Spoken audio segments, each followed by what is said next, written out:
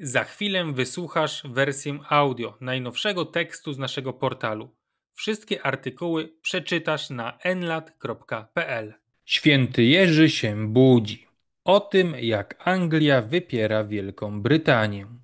Tekst Adriana Kochana. Prawie dekadę po referendum w sprawie Brexitu możemy zauważyć pewne zmiany zachodzące w świadomości mieszkańców Wielkiej Brytanii. Sukcesy Nigela Farage'a, Operation Rise the Colours, operacja Wznieś barwy, czy ostatni marsz Tomiego Robinsona w Londynie wskazują na tę samą rzecz, czyli niezadowolenie z westminsterskiego establishmentu. Jednak to, co bardziej interesujące i być może kluczowe w perspektywie długoterminowej, to pewien renesans tożsamości angielskiej w przeciwieństwie do szeroko rozumianej brytyjskości. A wy, żołnierze, których członki były lepione w Anglii, pokażcie nam tutaj, jaki lud rośnie na angielskiej roli, bym przysiągł, żeście ziemi waszej godni. Nadzieje nasze zawodu nie znajdą, bo w ostatniego nawet ciury oczach widzę połyski szlachetnego ognia. Każdy z nas stoi niby chart na smyczy, rwie się na pole. Już zwierz jest ruszony, więc naprzód idźcie, gdzie was zapał ciągnie. A waszym hasłem Bóg jest przy Henryku, Anglia i święty Jerzy. Powyższymi słowami Henryk V zachęca swych żołnierzy do szturmu na mury Harfle podczas wojny stuletniej w wybitnym dziele Szekspira. Wydaje się, że dziś ponownie to święty Jerzy, a dokładniej flaga z jego krzyżem, prowadzi lud Anglii w bój. Zanim jednak przejdziemy do egzegezy powyższego stwierdzenia, warto przytoczyć trochę faktografii, ażeby uwidocznić, jaki konkretnie bój ma tam miejsce. Według spisu ludności z lat 2021-2022 biali Brytyjczycy i Irlandczycy stanowią 76,8% ludności Zjednoczonego Królestwa. W 2001 roku było to jeszcze 89,7%. W Anglii zaś 73,5%. Odsetek autochtonów spada również, jak popatrzymy na statystykę dotyczącą pochodzenia etnicznego dzieci w szkołach. Tutaj biali Brytyjczycy to już zaledwie 66,3% i tylko 55,34% dzieci urodzonych w 2023 roku. Była stolica imperium niezachodzącego słońca maluje podobny obraz. W 1987 roku Londyn był w 87% zamieszkany przez białych Brytyjczyków. W 2021 roku stanowili oni w Londynie jedynie 36,8% mieszkańców. W Luton, gdzie autor tegoż tekstu miał wątpliwą przyjemność się wychowywać, sytuacja była niemal identyczna. W 2001 roku białych Brytyjczyków było jeszcze 64,97%. W 2021 roku już o ponad połowę mniej, czyli tylko 31,8%.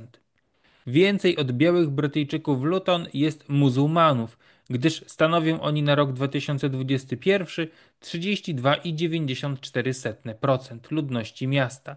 Chrześcijan jest niewiele więcej, bo tylko 37,87%.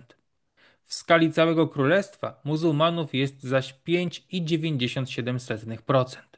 Ewidentnie w przeciągu ostatnich dekad Wielka Brytania przeżywa dramatyczną podmianę ludności, zmieniającą oblicze wielu lokalnych społeczności w niewyobrażalny dotąd sposób.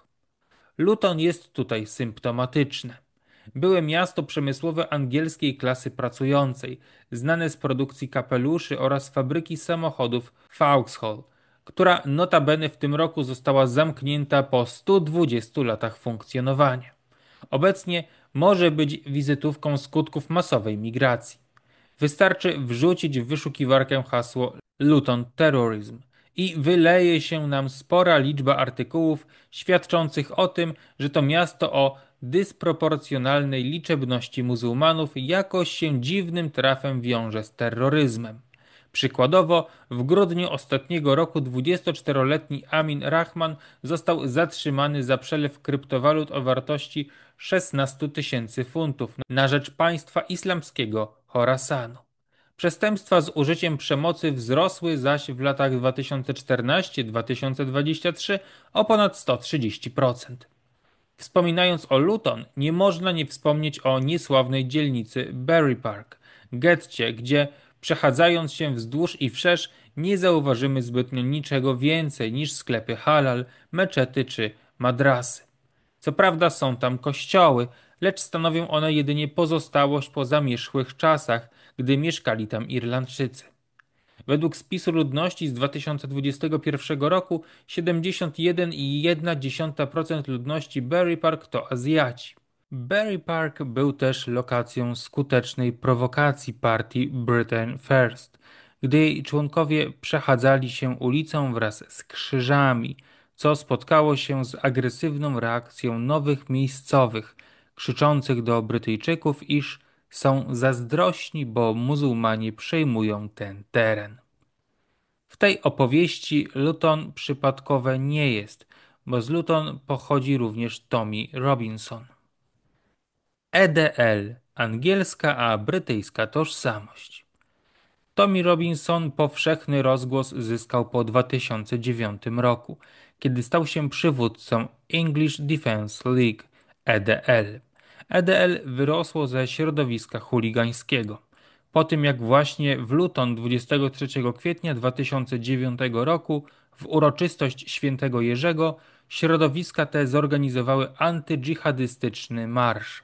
Była to reakcja na protest salafitów spod flagi Ahlus Sunnah wal Jamaa, którzy sprzeciwiali się paradzie brytyjskich żołnierzy powracających z Afganistanu. Przez następne kilka lat, w 2013 roku odszedł z organizacji sam Robinson, po czym straciła ona na znaczeniu.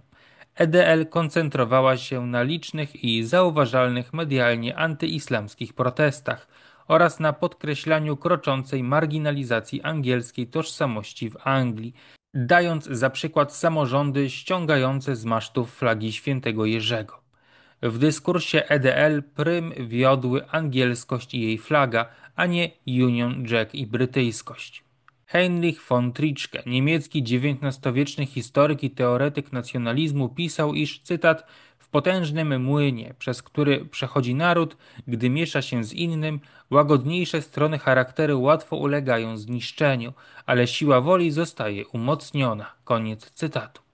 Wydaje się, że na przestrzeni ostatnich dekad właśnie taki proces ma miejsce w Anglii.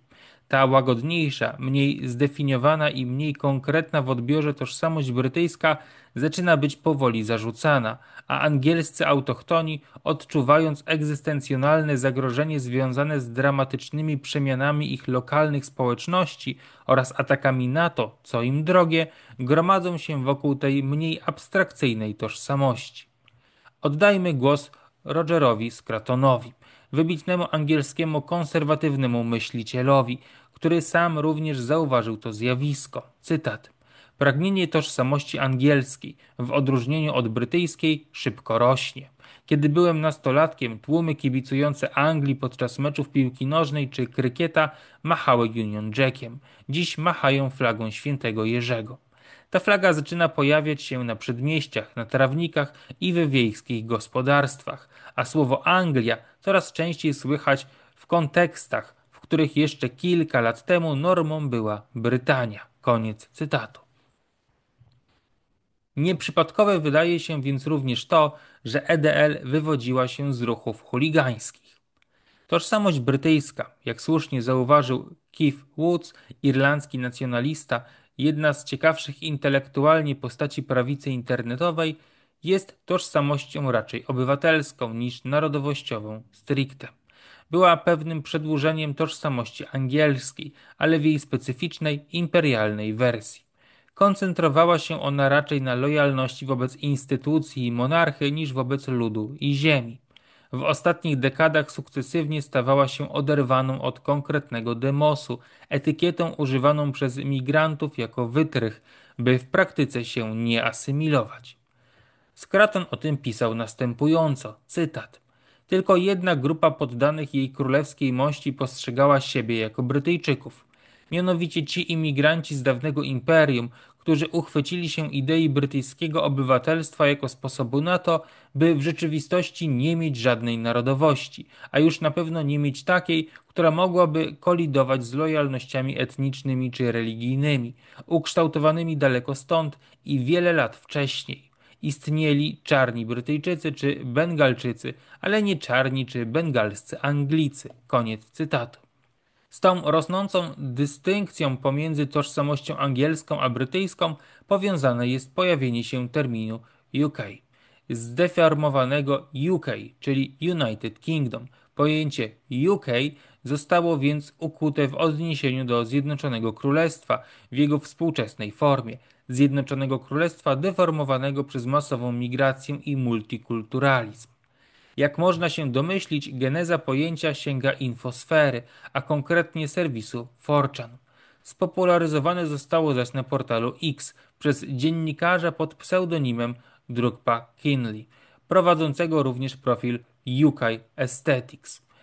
UK jest jakby państwem zastępującym Wielką Brytanię, rezultatem podmiany populacyjnej, czego według Canleya Luton jest świetnym przykładem, a wobec czego EDL i Tommy Robinson naturalną reakcją klasy pracującej na znalezienie się na froncie walki o istotę swojego kraju.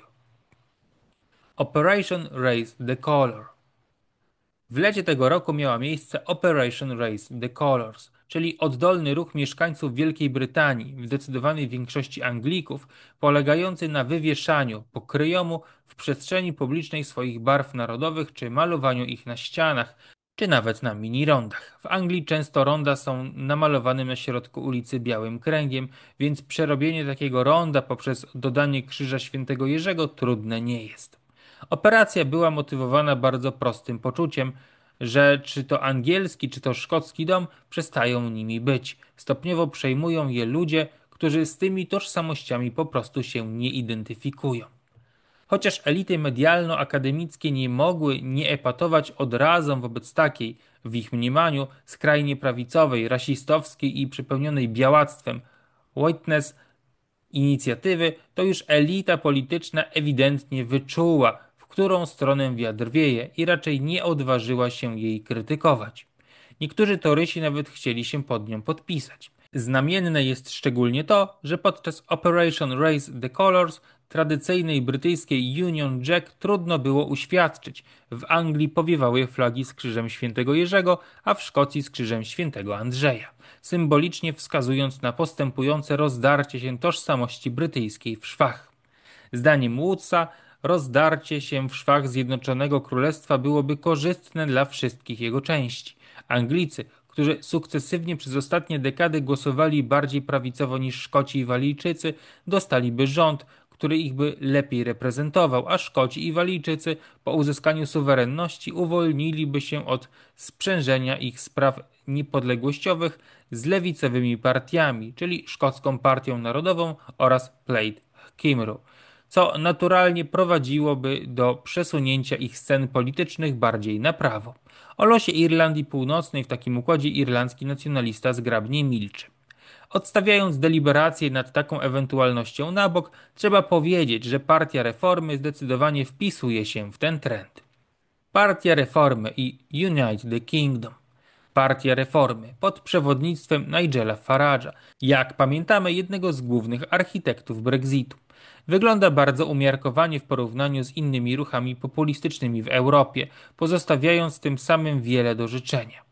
Przykładowo nie postuluje ani moratorium migracyjnego, ani nie podnosi postulatu remigracji, koncentrując się wokół hasła zero migracji netto, czyli de facto pozwolenia na pogorszenie się już i tak, delikatnie mówiąc, nieciekawej sytuacji. Jednak w sytuacji, gdy establishment westminsterski przez dekady demonizował jakikolwiek opór wobec masowej migracji, widzę kazus Enocha Powella, opisanej powyżej EDL czy UKIP, a sam Farage był wielokrotnie postrzegany jako szwarc-charakter nieprzystający do dobrego towarzystwa, przebicie się partii Reform do parlamentu oraz jej dominacja w sondażach, gdzie ma 14% przewagi nad drugą partią pracy, jest jednak zmianą jakościową.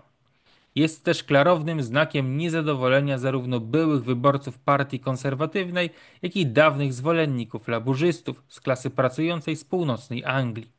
Zdaje się prawdziwa opinia doktora Przemysława Biskupa, który w partii Reform widzi ostatnią możliwość na fundamentalne zmiany w brytyjskim życiu politycznym bez użycia przemocy.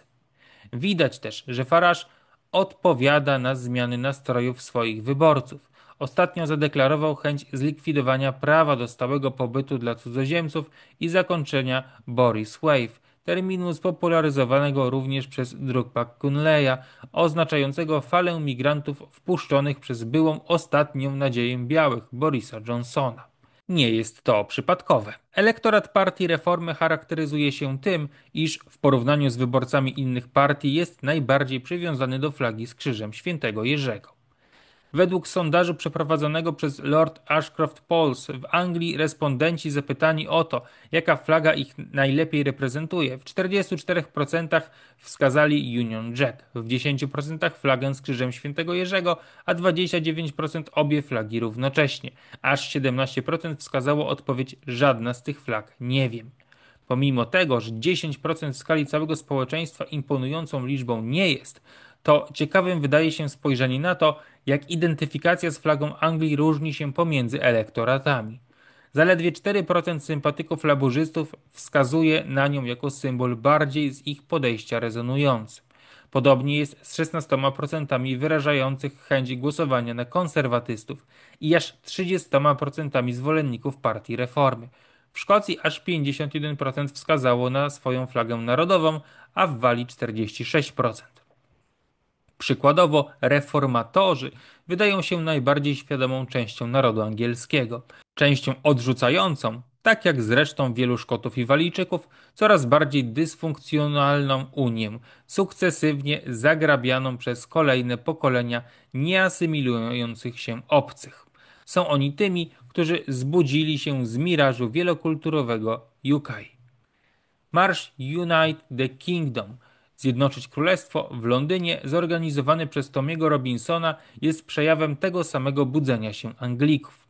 Bez względu na pewne wątpliwości co do liczby obecnych na nim ludzi, według policji było to maksymalnie 150 000 osób, według prawicowej aktywistki Ewy Wlerdijk 3 miliony. Unite the Kingdom było największą prawicową manifestacją od dekad, szczególnie imponującą wobec faktu, iż Anglicy raczej stronią od wyrażania swojego niezadowolenia z rządów na ulicach. Jeżeli przyjrzymy się fotografiom z tego marszu, to spostrzeżemy, że na wielu z nich więcej jest flag angielskich niż brytyjskich, co można uznać za symboliczne odzyskanie przepełnionego migrantami Londynu dla Anglii. Trochę racji może mieć John McTernan, były doradca Tonego Blaira, wskazujący na to, iż flaga z krzyżem świętego Jerzego nadaje dyskursowi politycznemu Anglii wymiaru rasowego, choć bardziej adekwatnym określeniem byłoby, iż jest to bardziej dyskurs etnosymboliczny. Konkluzja. Szturmujących na Harfleur żołnierzy Henryka V, uczestniczących w marszu Tommy'ego Robinsona i głosujących na partię Nigela Farage'a łączy z całą pewnością chociaż jedno – przywiązanie do Anglii i flagi z krzyżem świętego Jerzego. Choć maszerujący w Unite the Kingdom nie wdarli się zbrojnie na mury London Tower czy Pałacu Westminsterskiego, to wysłali jasny sygnał swym chybionym elitom, że nie są zadowoleni z ich rządów, z rządów, które przemieniły dawną stolicę największego imperium świata w kolonię globalnego kapitału z zaludnioną ludnością importowaną z trzeciego świata, a dziedzictwo Anglii, w średniowieczu nazywanej posagiem Najświętszej Maryi Panny, zaprzepaścili na rzecz pozytywnych wyników na wykresach PKB. Anglia i jej los powinny być przestrogą dla wszystkich, którzy kochają swe kraje i narody i pragną ich rozwoju. Pomimo tego Anglia jeszcze nie umarła, jak się wydaje wielu. Co więcej, przeżywa ona obecnie swe przebudzenie, wytrącona ze snu imperium i letargu UK. Coraz więcej Anglików z powrotem staje pod egidą flagi świętego Jerzego, symbolu tego, co prawdziwie angielskie, odrzucając tym samym dyktat kosmopolitycznych elit i miast UK. System westminsterski, oparty na jednomandatowych okręgach wyborczych, ma skłonność do petryfikacji sceny politycznej, aż do osiągnięcia masy krytycznej niezadowolenia swoich obywateli. Wydaje się, że ta masa krytyczna właśnie się zakumulowała. Według sondażu Electoral Calculus z czerwca tego roku Partia Reformy mogłaby liczyć na 31% głosów i 377 z 650 miejsc w Izbie Gmin. Ekspansja angielskiej tożsamości w nowych warunkach zapewne będzie postępować, rzutując coraz mocniej na brytyjską politykę. Inną kwestią jest to, czy Farage będzie chciał się na niej oprzeć, o ile oczywiście dowiezie swoją nadwyżkę sondażową do kolejnych wyborów. Czy istnieje więc szansa na położenie kresu dominacji modelu UK? Oby. Bibliografia dostępna jest w tekstowej wersji artykułu na nlat.pl. Zachęcamy Państwa serdecznie do polubienia i skomentowania tego nagrania, czym pomogą nam Państwo w docieraniu do nowych odbiorców. Prosimy również o zasubskrybowanie naszego kanału, aby nie przegapić kolejnych interesujących nagrań. Prosimy również o rozważenie wsparcia finansowego dla naszej działalności.